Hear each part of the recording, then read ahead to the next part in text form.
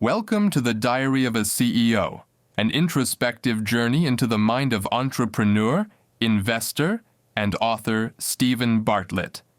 Steven Bartlett is best known as the co-founder and former CEO of Social Chain, a digital-first marketing agency. He began his journey at just 18, building a social media empire from the ground up and launching one of the world's fastest-growing companies before stepping down at age 28. His story is raw, honest, relentless. This book is a look behind the curtain, not just at success, but at the uncertainties, the failures, the sleepless nights, and the relentless questioning. Steven distills years of entrepreneurial lessons into candid diary entries, weaving together actionable insights, emotional vulnerability, and a blueprint for living with intention. Chapter 1. The Power of Narrative and Self-Led Journeys. Steven begins with his belief in the power of narrative. The story you tell yourself becomes your reality. He shares why journaling matters, how writing daily entries helped him process fear, clarify decisions, and stay accountable. The freedom of uncharted paths, why following your curiosity leads to growth, even when it defies convention. Your narrative has power. Write it wisely. He encourages readers to start their own diary journey, to record wins, losses, doubts, and small triumphs.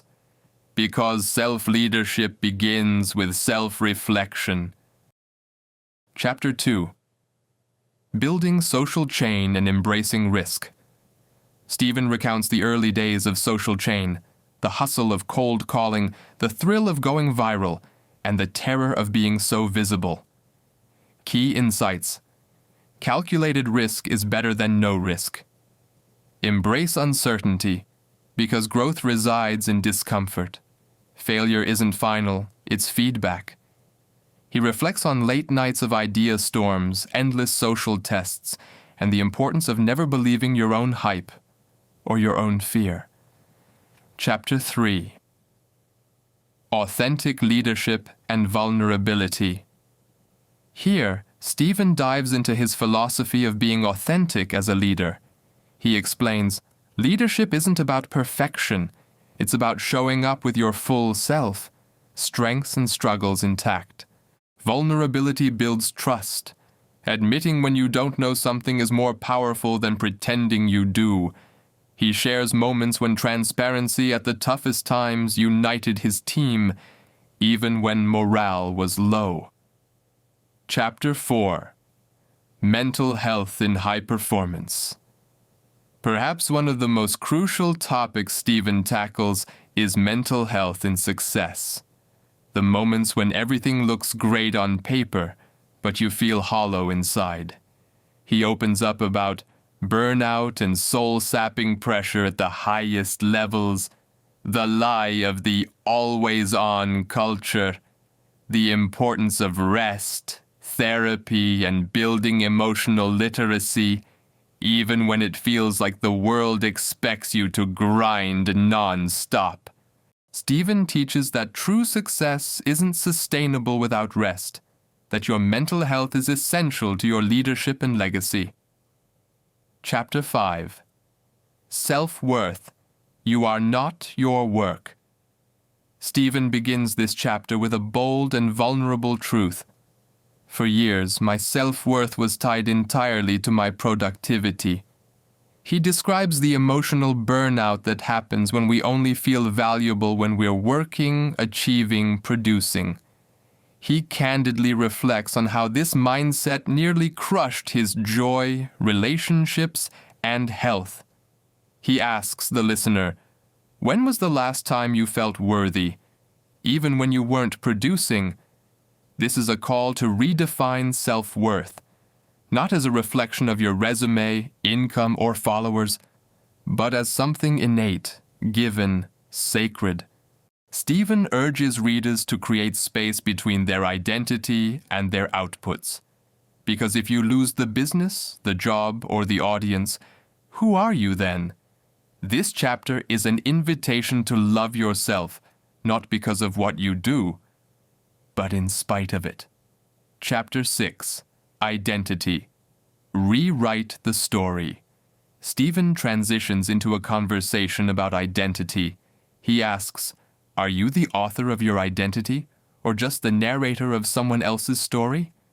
He explains that many people unconsciously live based on scripts written by others, parents, society, social media, outdated expectations.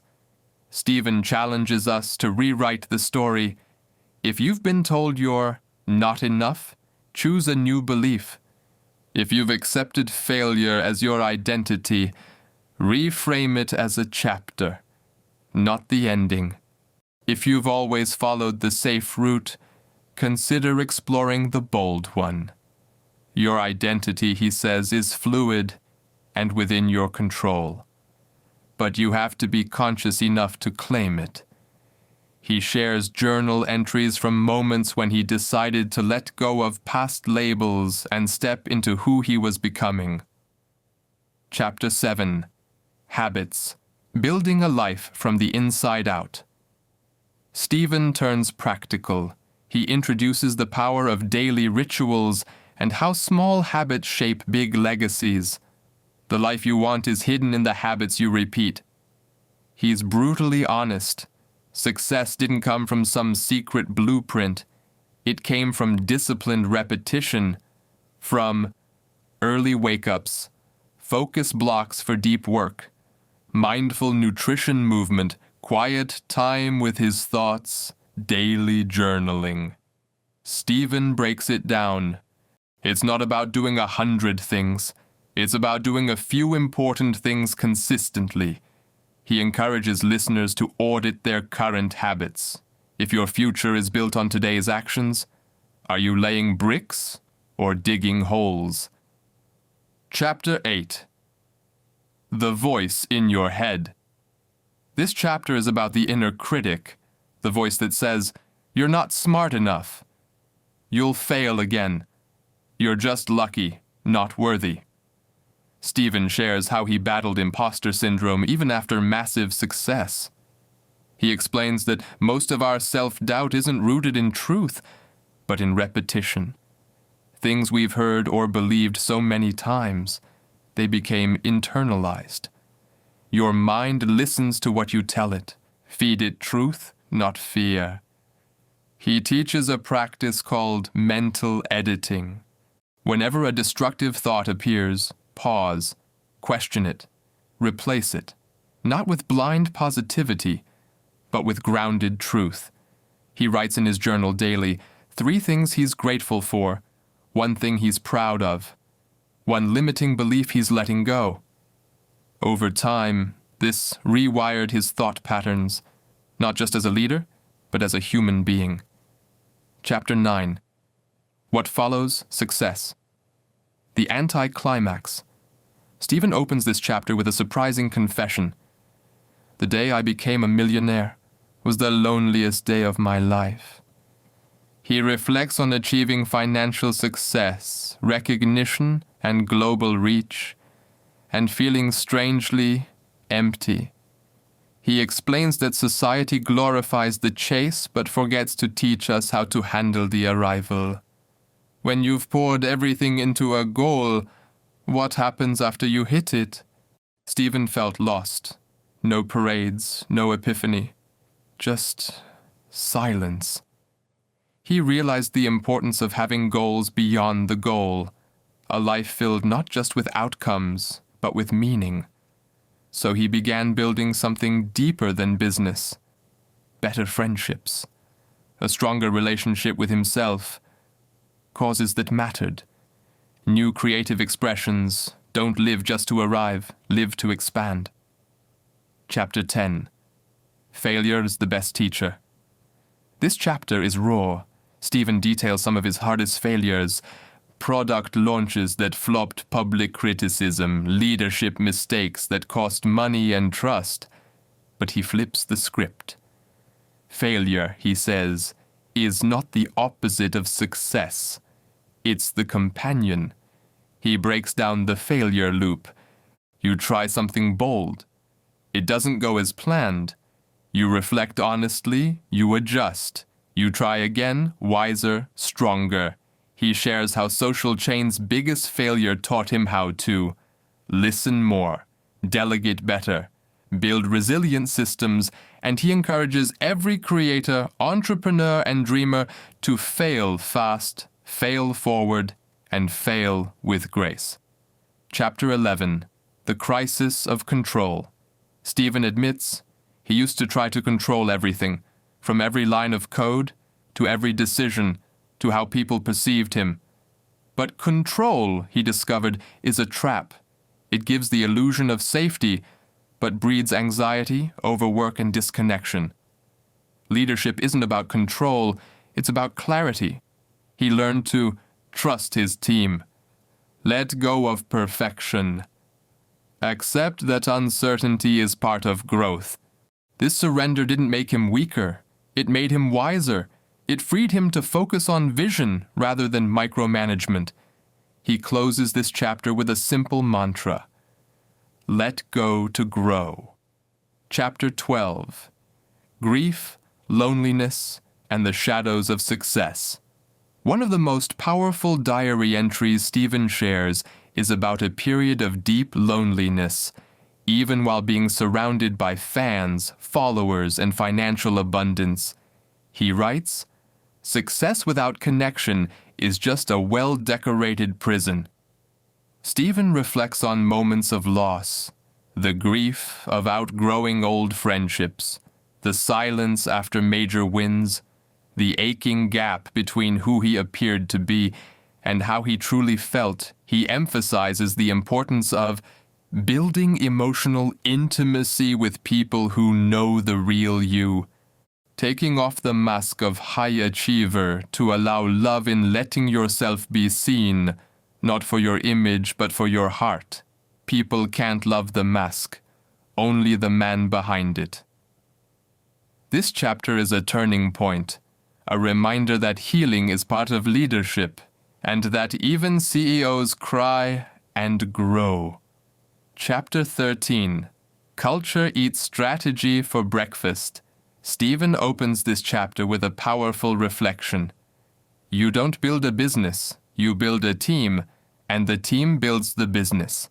He dives deep into the invisible force that determines a company's success more than any business plan ever could, culture.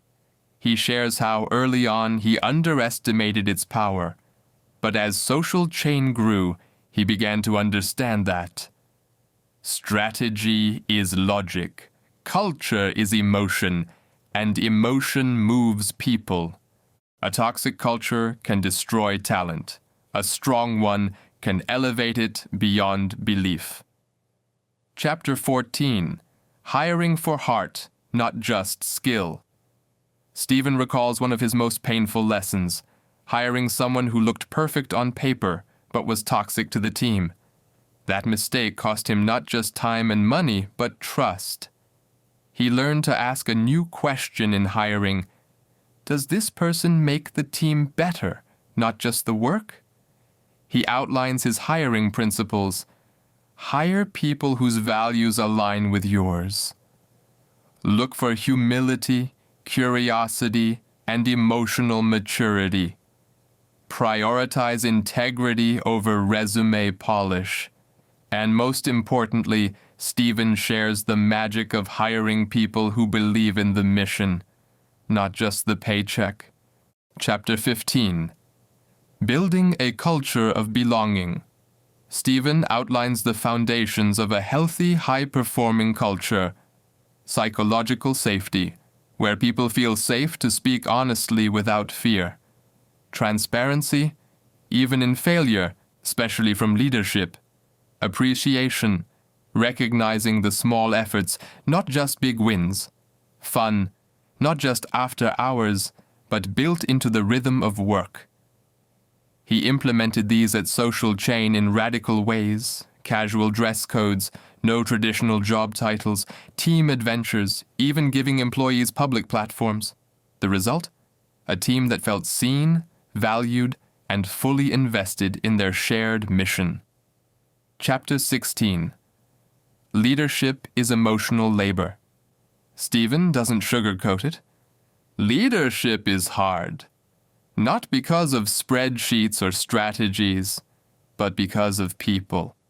He shares stories of difficult firings, conflicts that broke his heart, moments he felt alone as the one everyone turned to.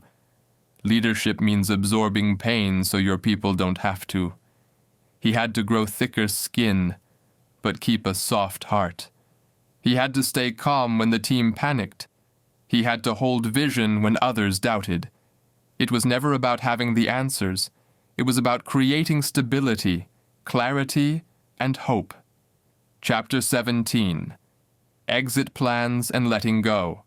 As Social Chain reached global success, Steven began feeling something unexpected, the urge to leave. Not because it was failing, but because he had grown beyond it. This chapter is deeply personal. He talks about the fear of walking away from what you built, the guilt of leaving a team behind, the identity crisis of no longer being the CEO, but he knew that holding on too long would hurt both the business and himself. So he left, with tears, with gratitude, and with the belief that endings are not failures, but sacred transitions. Chapter 18. Personal branding. Be loud about your truth. Steven opens with a truth he learned the hard way. If you don't tell your story, someone else will. This chapter explores the power of personal branding, not as a marketing strategy, but as a form of ownership.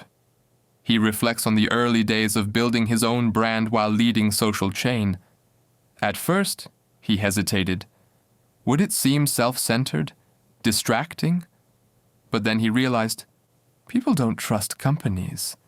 They trust humans. He began sharing his thoughts, his values, his struggles, his philosophies. And something amazing happened. People didn't just follow the company, they followed him. Steven encourages everyone to be loud about their truth, especially the parts that feel too messy, too emotional, or too imperfect. Your authenticity is your algorithm. Chapter 19. The Rise of the Diary of a CEO Podcast. This chapter tells the origin story of Steven's podcast, The Diary of a CEO. It started with a mic, a camera, and his own reflections. What began as private thoughts turned into a global movement. The reason?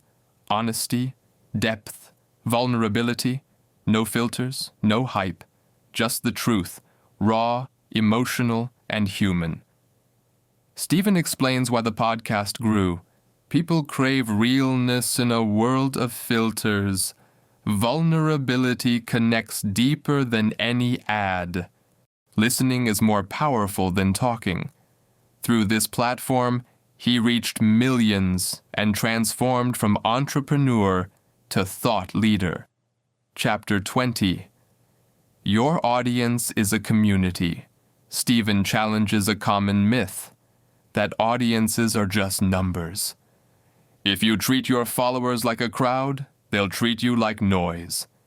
He explains that your audience is a community, and communities thrive on trust, respect, engagement, reciprocity. Steven never chased viral content. He focused on value, connection, and showing up consistently with something meaningful to say. He replies to comments, he listens, he adapts. Because the goal isn't to go viral, it's to build real relationships. Chapter 21. The Fear of Being Seen. This chapter takes a deeply emotional turn. Steven admits that one of his greatest fears, even after global recognition, was being fully seen. Not the polished version, not the successful CEO, but the version that still battles self-doubt, feels insecure about his past, struggles with imposter syndrome.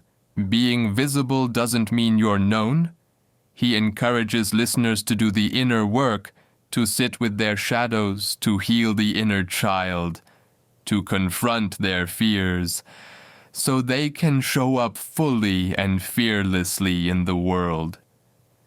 Authenticity isn't just about being real in public. It's about being real with yourself. Chapter 22. The Influence Economy. What are you really selling? Steven discusses the responsibility that comes with influence. He's seen how easy it is to sell things you don't believe in, chase short-term money over long-term impact, say what people want to hear instead of what they need to hear. But he made a decision to be a voice, not an echo. He shares how he filters every opportunity through his values. If it doesn't align, he says no, even to big checks, because your reputation, your energy, your legacy, they're worth more. Your influence is currency. Spend it wisely. Chapter 23. Stillness, creating inner space in a loud world. Steven begins this chapter with a quiet, powerful reflection. The world is loud. Your phone, your job, your ambitions, everything's asking for your attention, but healing, clarity, and wisdom live in silence. He speaks about his journey with stillness and how hard it was at first to slow down. As a high performer, being still felt like laziness, but eventually he discovered it was where he found his most profound insights. He shares practices that brought him back to center, daily meditation, even 5 minutes to breathe and listen to the silence, digital detoxes, setting boundaries with technology and reclaiming presence, nature walks, moving without a podcast, without distraction, just being. You don't need more noise. You need more space. Stillness became Steven's superpower, a place where his next big ideas were born and his emotional wounds began to heal. Chapter 24. Mental Fitness, Training Your Mind. Like a muscle. Steven flips the script on mental health. He doesn't talk about it only in terms of fixing what's broken. He reframes it as mental fitness. Just as we train our bodies in the gym, we must train our minds with intention. He outlines his daily mental workout. Journaling, a tool for clarity and self-discovery. Reading, feeding the mind new perspectives. Affirmations, reinforcing who he wants to become. Reflection, asking, what did I learn today? Mental fitness isn't just surviving the hard days, it's preparing for them in advance.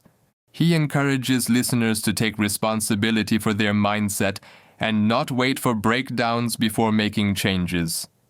Chapter 25. The Morning Question That Changed Everything. This chapter is beautifully simple yet transformative. Each morning, Steven asks himself, what would make today a success? Not in terms of money or followers, but in meaningful, intentional ways. Sometimes the answer is, call my mum. Go for a walk without my phone? Tell my team I appreciate them. Say no to something that drains me. This question became a compass. It shifted his focus from doing more to doing what matters. He encourages listeners to write this question down. Ask it daily, and build a life from the answers. Chapter 26. Burnout, the cost of ignoring the inner voice. Steven opens up about a period of burnout that nearly broke him. I looked successful, but I felt like I was dying inside. He talks about the warning signs he ignored: constant fatigue, cynicism, emotional numbness, anxiety masked as drive. Eventually, his body shut down. His creativity faded. His relationships suffered. The breakthrough came when he stopped asking, "How much more can I do?" and started asking, "What do I need to feel alive again?" He found healing in rest boundaries therapy. Honest conversations, letting go of the need to always be on. Burnout wasn't failure, it was a message. And he finally listened. Chapter 27. Your inner child is still listening. In one of the most heartfelt chapters, Steven writes directly to his inner child, the boy who felt unworthy, invisible, and constantly striving to be enough. I became successful trying to impress a younger version of myself. He shares how the wounds of childhood don't just disappear with age or achievement. They evolve, and if ignored, they drive every decision we make. Steven began doing inner child work, writing letters to his younger self. Releasing shame he'd carried for decades, affirming that little boy, "You're not broken, you're loved, you're safe now." He urges listeners to slow down and connect with the parts of themselves they've buried, the parts still waiting to be seen, heard, and healed. Chapter 28. Discipline, the ultimate form of self-love. Steven opens this chapter with a bold statement. Discipline is not restriction, it's a radical act of self-respect. He redefines discipline not as punishment, but as a pathway to freedom. The freedom to say no to what doesn't serve you. Stay consistent with your vision. Build the life you truly want. He explains how discipline creates the structure for creativity, energy, and purpose to flourish. Steven shares his own daily disciplines, waking up early, writing every morning, limiting screen time, making time for physical movement and mental silence. When you keep promises to yourself, you build trust, and that trust becomes confidence. Discipline isn't about perfection, it's about alignment. Chapter 29. Your habits are your identity in motion. In this chapter, Steven dives into the science of habits and identity. You don't rise to the level of your goals, you fall to the level of your systems. He explains how your daily behaviors shape your identity over time. Want to be a writer? Write daily. Want to be healthy? Move and eat with care. Want to be a leader? Practice listening and decision-making with intention. Small actions repeated daily create massive shifts in confidence, beliefs, momentum. Steven urges listeners to track their habits, not to obsess, but to become aware, because awareness creates choice, and consistent choices shape character. Chapter 30. Design your environment, design your life. Steven emphasizes that environment is often more powerful than motivation. Willpower fails, systems win. He shares how he curates his environment to support his goals. No phone in the bedroom. Healthy food always visible. Physical spaces designed for clarity and focus. People in his circle who reflect his highest self. If you want to change your life, change what surrounds you, what you see, what you hear, who you spend time with. Because your environment is either reinforcing your habits or undermining them. Chapter 31. Time, attention, and the currency of life. In this chapter, Steven reflects on the true cost of every yes, your time and attention.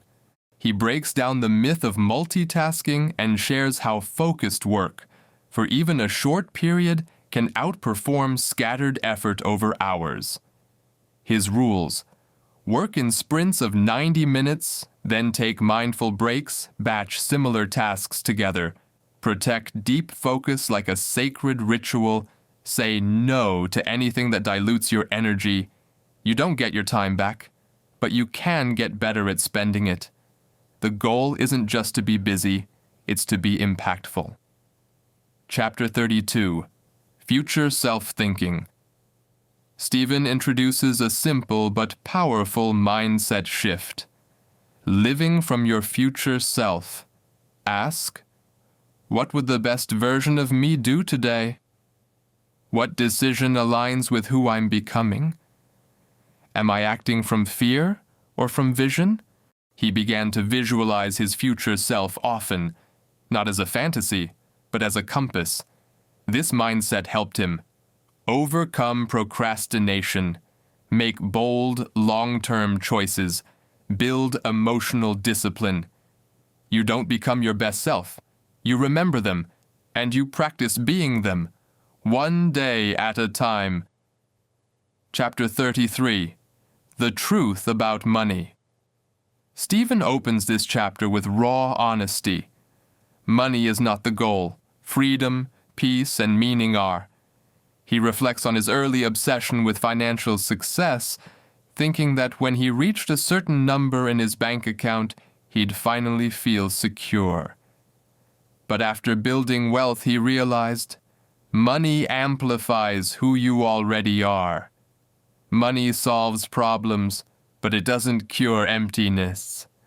Chasing money alone can lead to spiritual bankruptcy. He shares how he had to redefine success, not as a number, but as a feeling.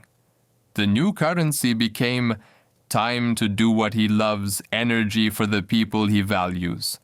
Peace of mind when the day ends. You don't want money, you want what you think money will give you, so start there. Chapter 34, Financial Literacy and Emotional Wealth. Steven shares the financial principles that helped him build real, lasting stability. Live beneath your means, not just within them. Invest in assets, not just lifestyle. Understand debt and compound interest. Prioritize long-term thinking over instant gratification. But alongside financial literacy, he emphasizes emotional wealth. Knowing how to self-regulate, being present with people you love. Feeling grounded even when the world is uncertain. There's no point in being rich in money if you're poor in peace. Chapter 35, The Trap of External Validation. This chapter is a warning. Steven admits that he once built businesses, brands, and even his body to impress others. But no amount of followers, awards, or praise could fill the void of self-disconnection. If you don't validate yourself from within, you'll depend on the applause of strangers. He shares how chasing validation is exhausting, and how social media can make it worse, creating a feedback loop of dopamine and anxiety. His solution? Create for meaning, not for metrics. Unplug regularly to remember who you are without the audience. Define success by your internal alignment, not public opinion. Freedom is living life on your terms, even when no one's watching. Chapter 36, Minimalism and Emotional Clarity. Steven reflects on the power of less. In a world obsessed with more stuff, more hustle, more goals, he began asking, what actually adds value to my life? He decluttered his digital space, his schedule, his social circle, his own expectations, and what remained? Peace, focus, joy. Minimalism for Steven wasn't just aesthetic, it was emotional clarity. Every time you say no to noise, you say yes to your soul. Chapter 37, Redefining Success. In this defining chapter, Steven offers a new definition of success. Success is waking up excited and going to bed grateful. He encourages listeners to break free from society's definitions and craft their own. Does success mean creating art that heals? Does it mean raising a kind child? Does it mean walking through life with peace in your heart? Whatever it is, Make it yours. Because success without self is still failure. Chapter 38. Relationships are mirrors. Stephen begins this chapter with a vulnerable truth. Every relationship you have reflects how you see yourself. He explains that relationships, romantic, professional, platonic, are mirrors. They show us what we tolerate, what we fear, what we believe we're worth. When he was insecure, he attracted chaos. When he began healing, he attracted peace. Stephen encourages listeners to stop asking, "Why do they treat me this way?" and start asking, "Why do I allow it?" This chapter invites radical responsibility in love and connection. Chapter 39. Emotional maturity and communication. Stephen breaks down emotional maturity into key practices: taking ownership instead of blaming, listening to understand, not to reply, setting boundaries without guilt, expressing needs calmly and clearly. You can't have deep relationships with shallow communication. He shares stories of conflicts that were avoided or healed through honest dialogue, and how the courage to speak the truth, kindly and directly, changed everything. He urges listeners to prioritize communication, not just for connection, but for peace. Chapter 40. Vulnerability, the doorway to real love. In this deeply moving chapter, Stephen opens up about how difficult it was to let people truly see him. "I was always trying to be strong, but real love starts when you dare to be soft." He writes about past relationships where he wore masks, performing, pleasing, hiding, and how that robbed him of true connection. The turning point came when he realized vulnerability isn't weakness. Its access walls keep out pain, but they also keep out love. To be fully loved, you must be fully seen.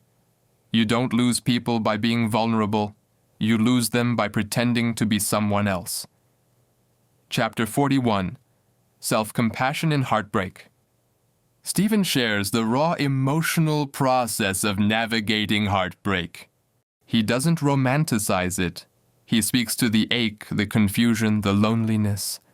But he also speaks to the self-compassion required to move through it, instead of numbing with distractions, rushing into new love, blaming yourself or them.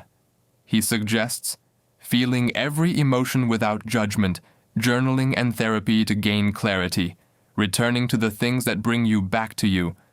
Heartbreak is grief, and grief is love that has nowhere to go. Let it move through you. Chapter 42. Love and leadership. Stephen closes this section by connecting love with leadership. The best leaders don't lead with power, they lead with care.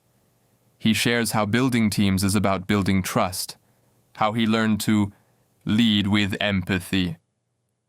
See the person before the position, create psychological safety in the workplace, encourage openness, feedback, and shared ownership. Love in leadership is presence. It's saying, "I see you, you matter, I believe in you." Chapter 43. Finding meaning in your work. Stephen opens this chapter with a powerful truth. You don't have to love your job, but you do have to love your reason. He reflects on the seasons of his life when work felt like a burden, and how that changed when he realigned with meaning. Meaning doesn't always come from grand missions. Sometimes it comes from creating something valuable, helping others grow, honoring your craft, living in alignment with your core values. He urges us to ask not, "What job should I do?" but, "What kind of impact do I want to have with the time I've been given?" Chapter 44. Purpose and the Long Game. Stephen discusses the power of purpose in sustaining effort over time. Purpose is your compass in the storm. Without it, burnout is inevitable. With it, even the hard days become bearable. He explains how purpose is not always clear from the start. It's discovered through action, reflection, discomfort, curiosity. Steven encourages listeners to keep showing up, to follow the pull of what feels meaningful, and to build a life of service, not just success. Chapter 45. The Joy Principle. This chapter is a refreshing shift from hustle culture. Steven introduces the joy principle, the idea that joy is not a reward, it's a requirement for sustainable success. He writes, "Joy is energy, it's fuel, it's feedback that you're on the right track." He began asking himself daily, what sparks joy in my work? Where do I lose track of time? What makes me feel fully alive? He urges us to stop postponing joy for some future finish line and to design our lives around what lights us up now. Because burnout isn't just about doing too much, it's about doing too little of what fills you. Chapter 46. Play, Curiosity, and the Creative Edge. Steven credits much of his success to play and curiosity. He describes how his best ideas didn't come from stress. They came from laughing with friends, traveling, playing with new tools and ideas, asking what if instead of what should. Curiosity is creativity's secret weapon. He encourages entrepreneurs, creators, and leaders to create space for experimentation, to get messy, explore, and detach from outcomes. Because innovation isn't born in pressure, it's born in freedom. Chapter 47. Creating a Legacy. In this emotional chapter, Steven asks a big question. When I'm gone, what will remain? He talks about the difference between success and significance. Success fades, but significance echoes. It lives in the people you helped, the values you embodied. The ripple effects of your courage. Steven challenges listeners to think beyond personal gain, to build something that serves others, something that will outlive them. Your legacy isn't what you leave behind, it's what you leave within others. Chapter 48. Redefining Failure. Steven opens this chapter by confronting a universal fear: failure. Failure is not the opposite of success. It's the training ground for it. He shares candid stories of business decisions that didn't go as planned, launches that flopped, partnerships that ended, moments that nearly broke him. But through each setback, he discovered resilience, insight, direction. He learned that failure is only final if it stops you. If you let it teach you, it becomes a gift. Each failure stripped away what wasn't true and revealed who I really was. Chapter 49. The Inner Critic. Steven introduces us to a voice we all know too well, the inner critic. That voice that whispers, "You're not enough. You'll mess it up. They'll find out you're a fraud." He admits that even at the peak of his success, that voice never fully disappeared. But he stopped believing it. He started, noticing it without obeying it, replacing shame with self-compassion, affirming truth that grounded him. Confidence isn't the absence of doubt, it's moving forward despite it. He invites listeners to separate themselves from their thoughts, to become the observer, not the prisoner. Chapter 50. The Power of Perspective. This chapter is about zooming out. Steven recounts moments of stress, overwhelm, and worry that felt all-consuming, until he stepped back and asked, "Will this matter in 5 years? What is this teaching me? How can I grow from this?" He explains how perspective transforms pain into purpose, how gratitude, journaling, and mentorship help him reframe challenges. It's not what happens, it's how you hold what happens. In that shift, from victim to student, everything changes. Chapter 51.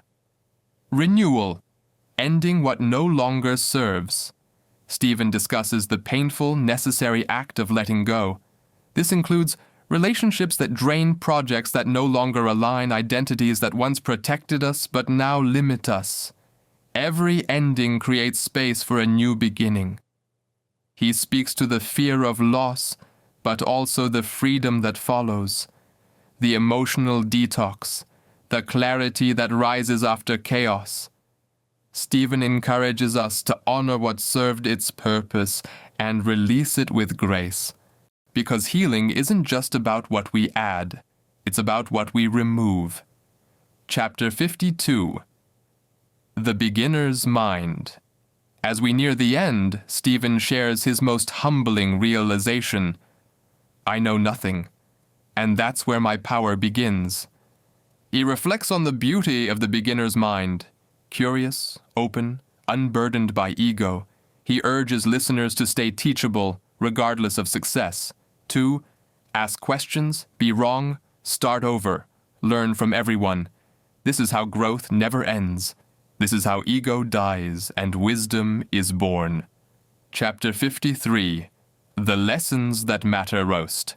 Steven begins this final chapter by reflecting on the most important truths life and leadership have taught him. The answers you seek are already within you. Your job is to get quiet enough to hear them.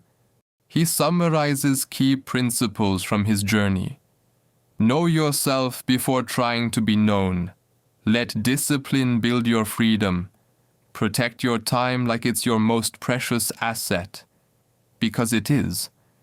Choose people who reflect your highest self, not your past wounds. Build something that serves, not just sells. He reminds us that success is not a destination. It's a daily decision to live with intention. Chapter 54. A Letter to My Younger Self. Steven shares an intimate, moving letter to his younger self. Dear Steven, I know you're scared. I know you feel like you're not enough. But one day, you'll learn that your flaws are your fingerprints, that your pain holds your power, that you don't need to become someone else. You just need to come home to yourself. Be gentle. Be brave. You're going to change the world. Love you. This letter is not just to himself. It's to anyone who feels lost, unworthy, or uncertain. He encourages listeners to forgive their past, embrace their journey, and write a new story, one of purpose, truth, and resilience. Chapter 55. You are the author. In his final message, Steven turns the pen over to you. You are the author of your life. The question is, what story will you write? He leaves us with a challenge. Stop waiting for permission. Stop editing your truth for approval. Start living like it matters, because it does. You don't need more time. You need more courage. And that begins now. Final words. Steven Bartlett's The Diary of a CEO is more than a business memoir.